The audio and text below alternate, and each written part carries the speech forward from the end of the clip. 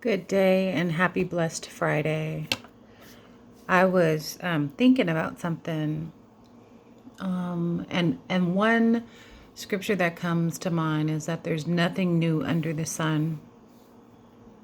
And I was having a conversation with an old coworker who is a friend, and we were talking about our sons and just kind of how they think, where they're at.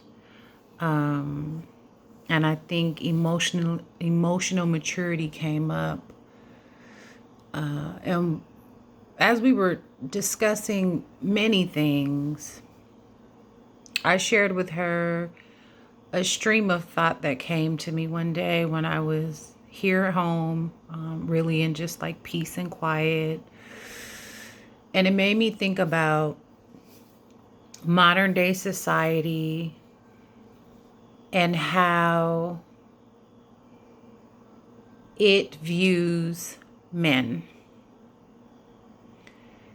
And there was this time where independent woman was pushed, like this agenda around independent women. And at the end of the day, there are circumstances where you are completely and totally independent, or you have to be. However, the way that things were set up was balance. And what we see today is a lot of imbalance. There are a lot of homes and absent of one or more, or sometimes both parents. And just imagine the confusion that adds. So let me go back. It reminds me of a time in slavery where the man was taken and separated from his family. And sometimes the master would make an example out of him in front of his wife and children. And he would beat him,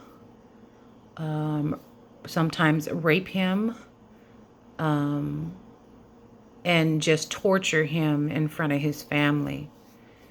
So what the tone that sets is, as some women aren't able to be compassionate about that, they start to view their men as if their man is weaker or less than, because for various reasons, but let's just say because he didn't fight. And I can't imagine being put in that position, right? The amount of fear that someone must have to just take it and not really have a choice, right? So he's enduring that in front of his family.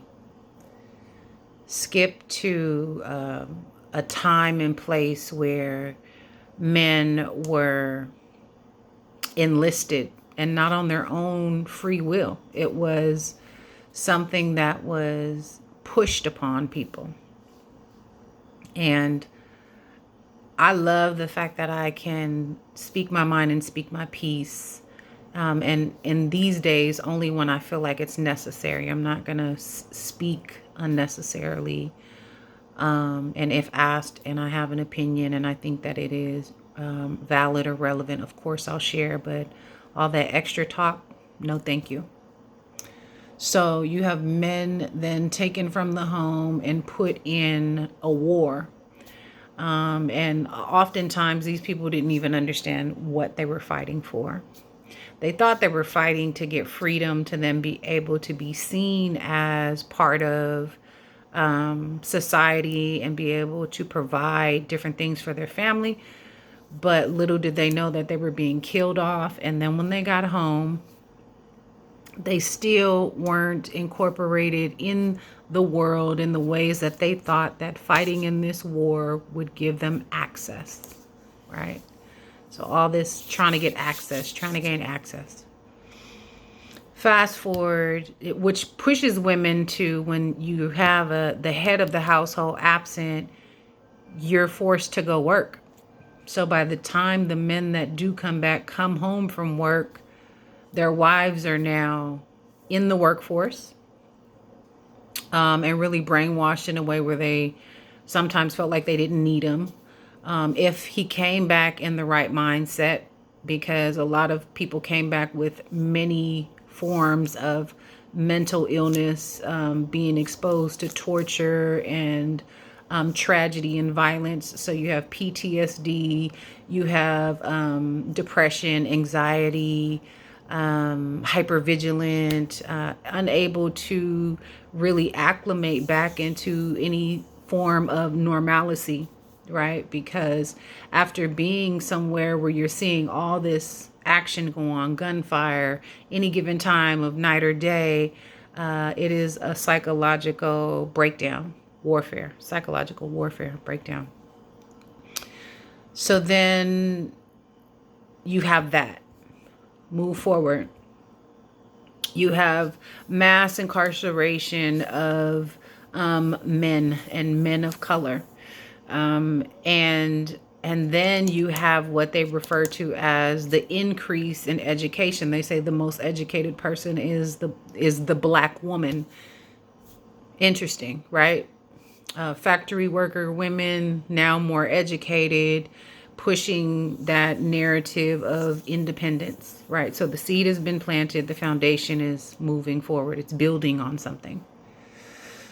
So then you have, now that the father is absent in the home, you have women who are dependent and more dependent on the system. So they apply for welfare because they need to keep their children fed and clothed and housed. And so they then lean on the man, society, for a check, and a check that very rarely and barely gets you by.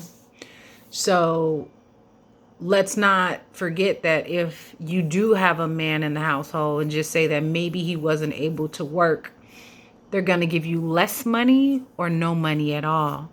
Again, pushing that the man is not important and you don't need him. Not that we've done all these things to prevent or put in place to prevent him from being able to work and provide for his family, more than they're pushing he's not shit and you don't need him, which pushes women to feel like they don't need him, and in absence of him they are independent and they get their bag and they can do all these things on their own. But think of the scenario where then there's like this woman's movement, right? And very white woman's movement. And not that women don't deserve respect and to be treated in such ways, but it was still catering to not needing a man, right? And so this is the thought that dawned on me. It's an imbalance, right? A man plants a seed. A woman and her womb carries and nurtures. But without the other is an off balance. I don't care if you go to a sperm bank. That seed was taken from a man. And as a young man gets older, who is he going to turn to, and who is he going to lean on for guidance and instruction? Even young women, having come from a family with a mother and a dad in the same household, that exposure did so much for me. It protected me from a lot. It gave me so many different perspectives, and it gave me insight and understanding in ways that when I looked at other people who did not have the same support system in the home, thought different, moved different, were different, right? And so fast forward, and here I am, a mother. And although the relationship between my son's father and I did not work out, where we ended up together, it worked out. And what I mean is, there was never a point in my life where I thought or felt like my son's father was not important or that his role in his life was obsolete. There was never a point.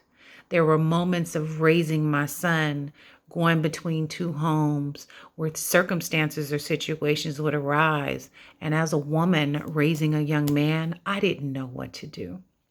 And so just imagine if I cut my son's father off and treated him like he was just a check or a means to an end. The messaging that I was sending my son, and then the struggles and the confusion I was adding to an already confused world.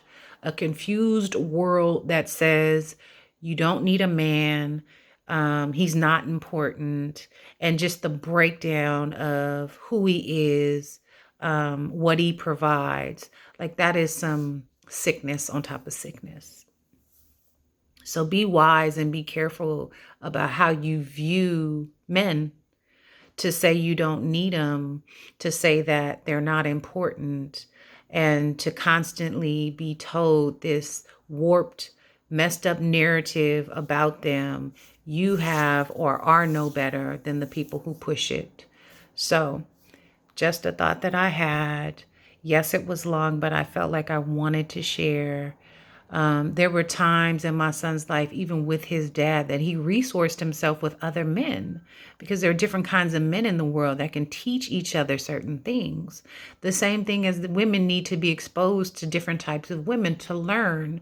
It just doesn't make any sense to say that one can do it without the other. Again, we started off with everything is balance. And as things become unbalanced, you see that, right? You see that there are homes still missing fathers, and every circumstance and situation is different. But I just want to know, like, how's that working for you? Just a thought that I had and I wanted to share. Thank you for listening. Take care of yourself. Happy Blessed Friday. Peace.